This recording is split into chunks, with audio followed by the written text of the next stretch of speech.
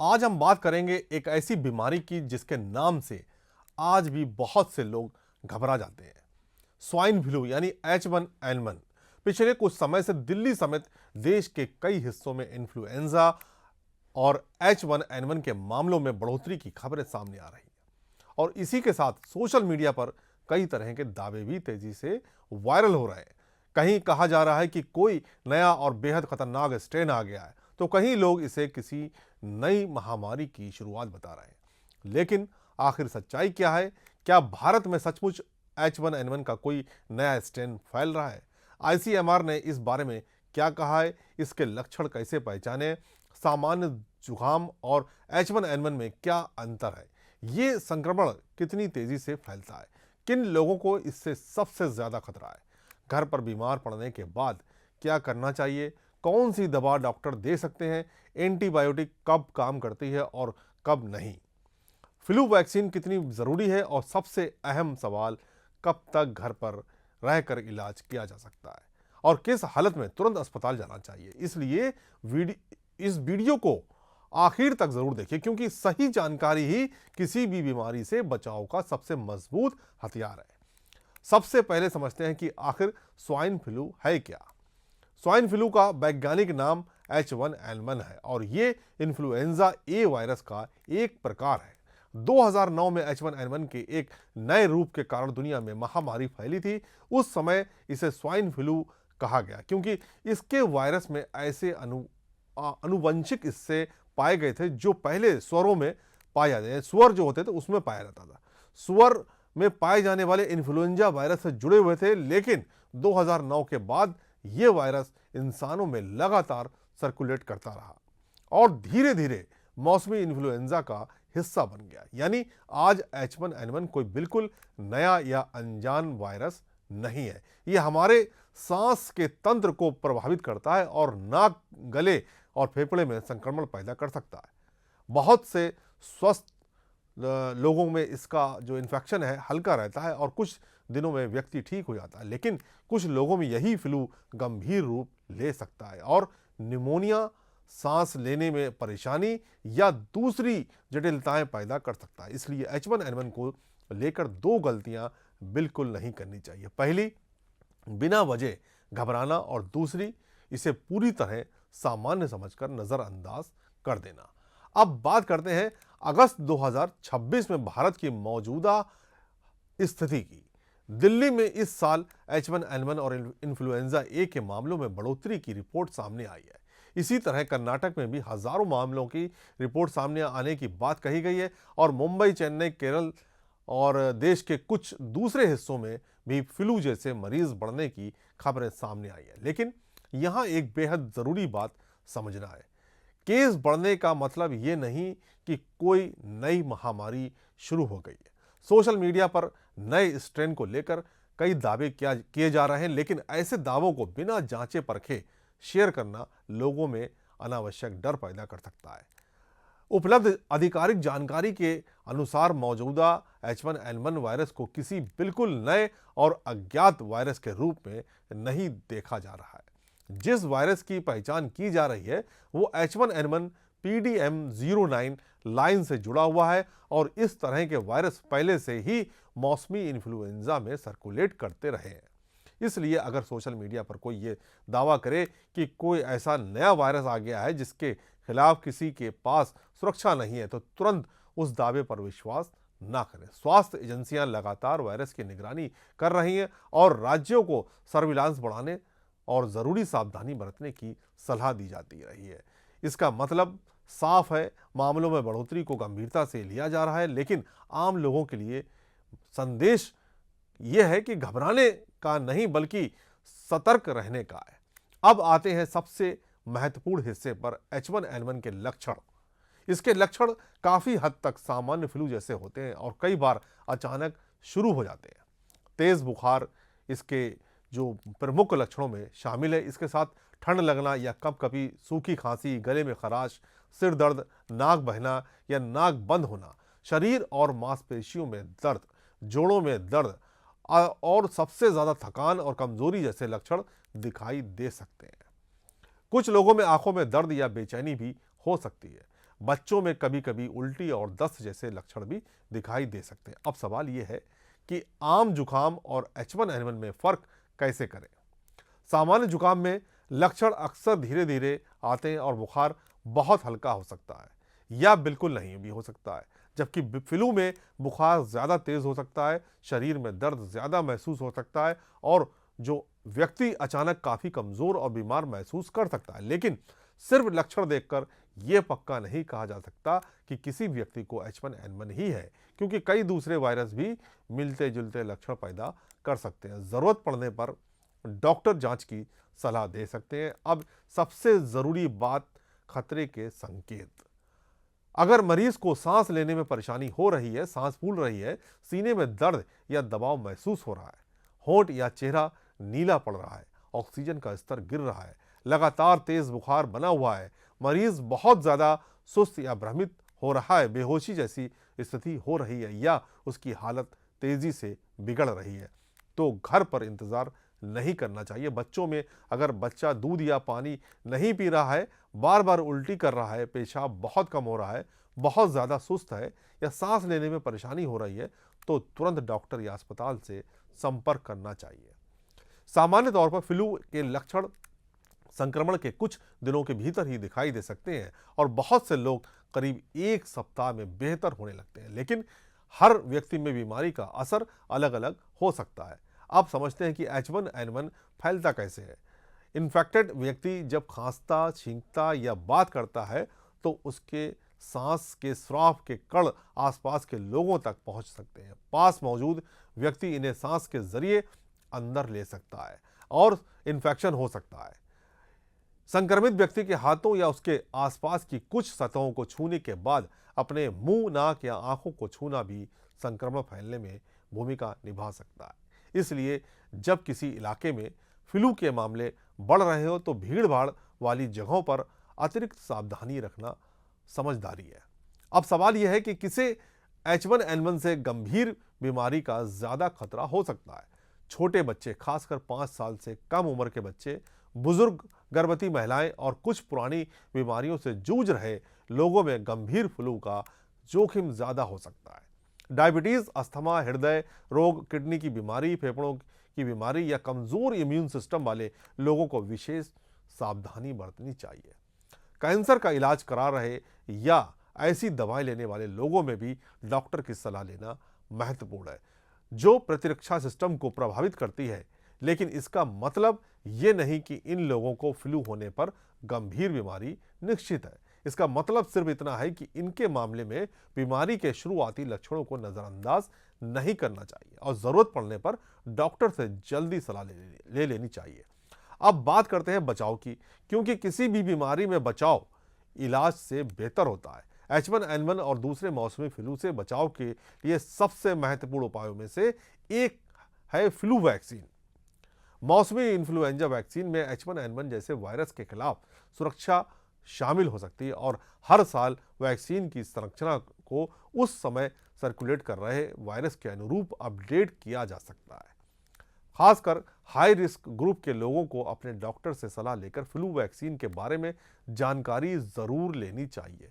लेकिन यहाँ ये समझना भी ज़रूरी है कि वैक्सीन 100% गारंटी नहीं देती, बल्कि संक्रमण और खासकर गंभीर बीमारी के जोखिम को कम करने में मदद करती है। इसके अलावा हाथों की सफाई बेहद ज़रूरी है। साबुन और पानी से हाथ अच्छी तरह धोएं, खासकर खाना खाने से पहले, बाहर से आने के बाद और खांसने छींकने के बाद। जहां साबुन और पानी उपलब्ध ना हो वहां हैंड सैनिटाइजर का इस्तेमाल किया जा सकता है। खांसते या छींकते समय टिश्यू या अपनी कोहनी से मुंह और नाक को ढकें। अगर आप बीमार हैं तो जहां संभव हो घर पर रहें और दूसरों से दूरी बनाए रखें। परिवार में कोई संक्रमित है तो उसके साथ बहुत नज़दीकी संपर्क से बचें और कमरे में ज़रूरी वेंटिलेशन रखें। भीड़ भाड़ वाली जगहों पर, खासकर जब आपके इलाके में फ्लू के मामले बढ़ रहे हों, मास्क अतिरिक्त सुरक्षा दे सकता है। घर में बार बार छुई जाने वाली सतहों की सफाई रखें और ज़रूरी नींद लें, पौष्टिक और संतुलित भोजन करें और शरीर में पानी की कमी ना होने दें। लेकिन एक बात याद रखें, घरेलू नुस्खे डॉक्टर की सलाह का विकल्प नहीं है। अब बात करते हैं कि अगर किसी को H1N1 या फ्लू जैसे लक्षण हो जाए तो घर पर क्या करना चाहिए। अगर कि बीमारी हल्की है और डॉक्टर ने घर पर रहने की सलाह दी है तो सबसे पहले आराम करें। शरीर को रिकवर करने के लिए ज़रूरी नींद और आराम ज़रूरी है। पानी, सूप और दूसरे ज़रूरी तरल पदार्थ लेते रहें ताकि शरीर में पानी की कमी ना हो। बुखार या शरीर दर्द के लिए डॉक्टर की सलाह के अनुसार पैरासीटामोल जैसी दवा दी जा सकती है, लेकिन बच्चों को दवा देते समय खास सावधानी रखें और उम्र और वजन के हिसाब से सही डोज के लिए डॉक्टर की सलाह लें। गले में खराश हो तो गर्म पानी से गरारे कुछ लोगों को राहत दे सकते हैं। अब यहाँ एक बहुत बड़ी गलती से बचना ज़रूरी है, खुद से एंटीबायोटिक शुरू ना करें। H1N1 वायरस के कारण होता है और एंटीबायोटिक वायरस पर सीधे काम नहीं करती। अगर डॉक्टर को बैक्टीरियल संक्रमण का संदेह हो तभी वो एंटीबायोटिक की सलाह दे सकते हैं। इसी तरह सोशल मीडिया पर बताए गए किसी भी एंटीवायरल या स्टेरॉयड को अपने मन से शुरू ना करें। कुछ मरीजों, खासकर हाई रिस्क या गंभीर मरीजों में डॉक्टर ओसेल्टामिविर जैसी एंटीवायरल दवा दे सकते हैं। इन दवाओं का फायदा बीमारी के शुरुआती चरण में ज़्यादा हो सकता है, लेकिन गंभीर या हाई रिस्क मरीजों में डॉक्टर बाद में भी उपचार शुरू करने का फैसला कर सकते हैं। इसलिए दवा कब शुरू करनी है, कितनी मात्रा में लेनी है और कितने दिन तक लेनी है, ये डॉक्टर तय करें। अगर मरीज को सांस लेने में तकलीफ है, सीने में दर्द है, ऑक्सीजन कम हो रही है, बेहोशी या भ्रम की स्थिति है, लगातार हालत खराब हो रही है या मरीज पानी तक नहीं पी पा रहा, तो घर पर इलाज करते रहने के बजाय तुरंत अस्पताल या इमरजेंसी मेडिकल सेवा की मदद लें। अब बात करते हैं कुछ ऐसे मिथकों की जिनकी वजह से लोगों में अनावश्यक डर फैल रहा है। पहला मिथक, एक नया और बेहद खतरनाक H1N1 स्ट्रेन अचानक भारत में आ गया। सच्चाई यह है कि उपलब्ध आधिकारिक जानकारी के आधार पर मौजूदा H1N1 कोई अचानक सामने आया अज्ञात वायरस मानने की जरूरत नहीं। वायरस की लगातार निगरानी की जा रही है और स्वास्थ्य एजेंसियां इसके सर्कुलेशन पर नजर रखती हैं। दूसरा मिथक, स्वाइन फ्लू सिर्फ सुअर का मांस खाने से होता है, ये सही नहीं है। मौजूदा H1N1 मुख्य रूप से इंसान में फैलने वाला मौसमी इन्फ्लुएंजा संक्रमण है। सामान्य परिस्थितियों में अच्छी तरह पकाए गए पोर्क या अन्य मांस को खाने से H1N1 होने की बात सही नहीं है। तीसरा मिथक, मास्क की कोई ज़रूरत नहीं। सच्चाई ये है कि मास्क संक्रमण के संपर्क को कम करने में मदद कर सकता है, खासकर भीड़ भाड़ वाली जगहों या बीमारी के दौरान। चौथा मिथक, फ्लू वैक्सीन को बेकार है, ये भी सही नहीं है। फ्लू वैक्सीन संक्रमण और खासकर गंभीर बीमारी के जोखिम को कम करने में मदद कर सकती है। पांचवा मिथक, फ्लू होने पर हर मरीज को अस्पताल में भर्ती होना पड़ता है, ऐसा नहीं है। बहुत से हल्के मरीज डॉक्टर की सलाह के अनुसार घर पर आराम और देखभाल से ठीक हो सकते हैं, लेकिन हाई रिस्क लोगों और गंभीर लक्षण वाले मरीजों में समय पर मेडिकल मदद बेहद ज़रूरी है। अब एक और सवाल जो लोग अक्सर पूछते हैं, क्या H1N1 कोविड की तरह खतरनाक हो सकता है? इसका जवाब यह है कि दोनों अलग अलग वायरस और अलग अलग बीमारियां हैं। H1N1 एक जाना पहचाना इन्फ्लुएंजा वायरस है और इसके इलाज, रोकथाम और निगरानी के लिए हमारे पास सालों का अनुभव है, लेकिन इसका मतलब ये नहीं कि इसे बिल्कुल नज़रअंदाज किया जाए। हर साल फ्लू के कारण कुछ लोगों में गंभीर बीमारी हो सकती है और कमज़ोर वर्गों के लिए यह ज़्यादा जोखिम वाला हो सकता है। इसलिए सही संतुलन ज़रूरी है, ना डरना है, ना लापरवाही करनी है। अब बात करते हैं बीमारी से बचने के लिए रोज़मर्रा की ज़िंदगी में किन बातों का ध्यान रखना चाहिए। अगर आपके घर में कोई बीमार है तो उसके लिए अलग तौलिया, रुमाल या व्यक्तिगत सामान रखना बेहतर है। कमरे में हवा का पर्याप्त आना जाना रहे और इस्तेमाल किए गए टिश्यू को खुले में ना छोड़ें और हाथों की सफाई का ध्यान रखें। अगर आपको खुद फ्लू जैसे लक्षण हैं तो काम या स्कूल जाने की जल्दबाजी ना करें जब तक आप बेहतर ना हो जाएं और दूसरों के लिए संक्रमण का खतरा कम ना हो जाए, तब तक घर पर आराम करना ज़्यादा जिम्मेदार व्यवहार है। खासकर बुजुर्गों, छोटे बच्चों और गंभीर बीमारियों वाले लोगों के आसपास अतिरिक्त सावधानी रखें। और अगर किसी व्यक्ति को पहले से अस्थमा, डायबिटीज़, हृदय रोग या कोई दूसरी पुरानी बीमारी है तो फ्लू के लक्षण आने पर डॉक्टर से जल्दी संपर्क करना बेहतर है। दोस्तों, H1N1 को लेकर एक और महत्वपूर्ण बात समझना जरूरी है।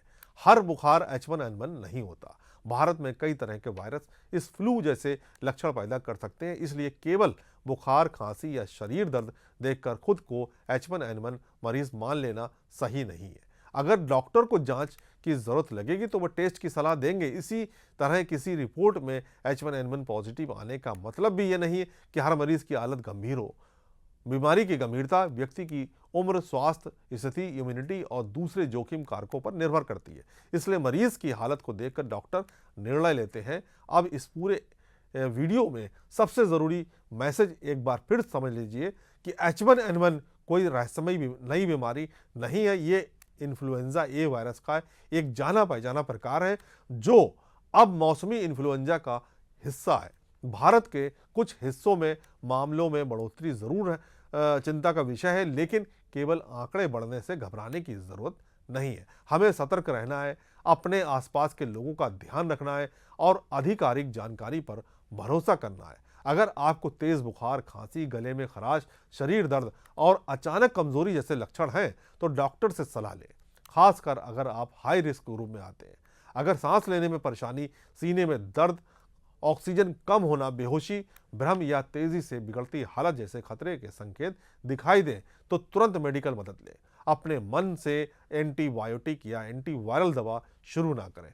फ्लू वैक्सीन के बारे में डॉक्टर से सलाह लें, खासकर अगर आप या आपके परिवार में कोई हाई रिस्क कैटेगरी में आता है। तो सबसे महत्वपूर्ण, सोशल मीडिया पर वायरल होने वाली हर खबर को सच ना माने।